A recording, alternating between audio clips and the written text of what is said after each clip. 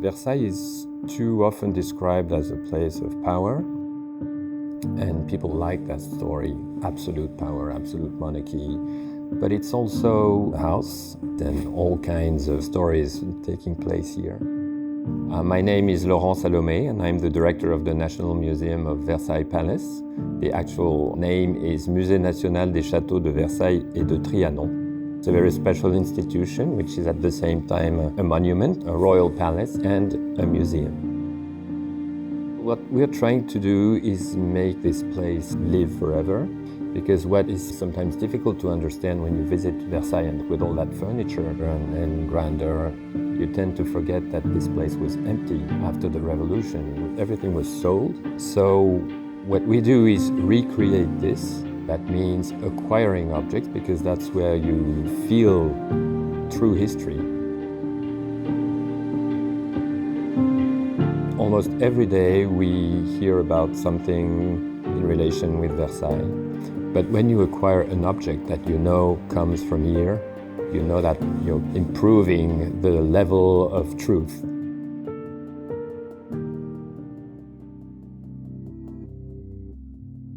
Ce buste de maréchal était porté disparu depuis longtemps. On en avait des vieilles photos, on ne savait pas vraiment où il était. Maréchal étant un personnage très important de la cour de Louis XIV, il était le premier chirurgien du roi. En tout cas, il a assisté Louis XIV sur son lit de mort et jusqu'à la fin, il a été auprès du roi. Je suis Alexandre Maral, conservateur au château de Versailles. Girardon, c'est sans doute le plus grand sculpteur ou l'un des plus grands sculpteurs du règne de Louis XIV. Il est capable de rendre les traits du visage avec beaucoup de réalisme, mais aussi beaucoup d'humanité, et notamment le regard, le mouvement de la bouche, l'épiderme, fait travailler le marbre comme la cire. Les bustes de Girardon sont rares, mais ils sont magnifiques. Donc découvrir un buste de Girardon, c'est vraiment un événement.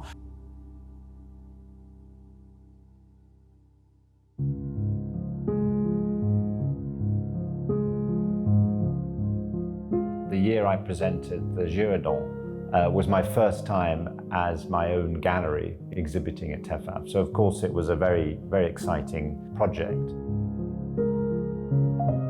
My name is Stuart Lochhead, and I have a gallery in St James's in London called Stuart Lochhead Sculpture.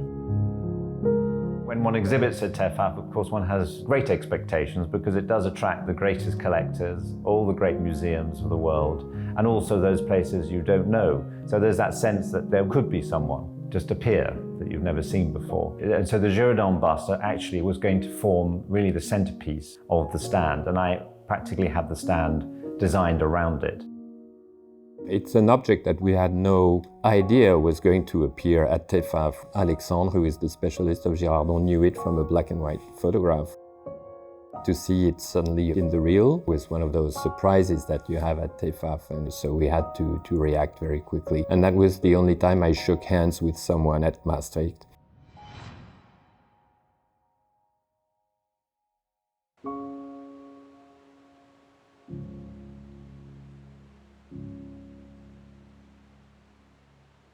So we hesitated a lot about where we should have this sculpture installed.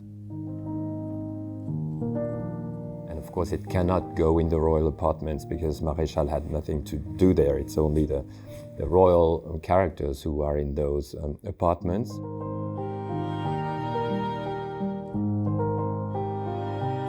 But he found his place as the final character in those galleries which tell the whole story from the youth, the childhood of Louis XIV to the end.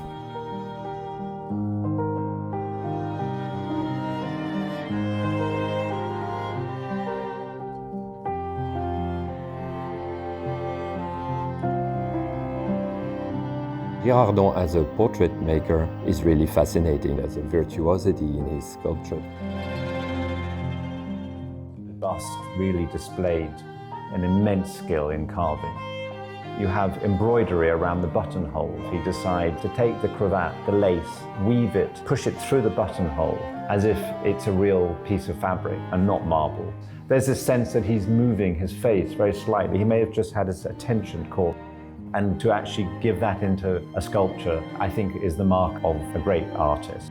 Girardon was the great sculptor of historic, mythologic subject, and that's why it's so moving, because what you see is not an official character at the court, it's a human being. So of course, Versailles is a place that looms very large in many people's imagination. It's a multi-layered place. You need time to appreciate all these stories and all these people that have been through it.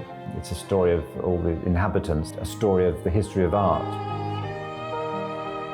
To sell a work of art to Versailles is an immense privilege. And it's the sense of finding the right home for the right work of art. And of course, it seemed to be the most fitting place and the most obvious place where it should be. I almost felt it was never mine. It was always there at Versailles.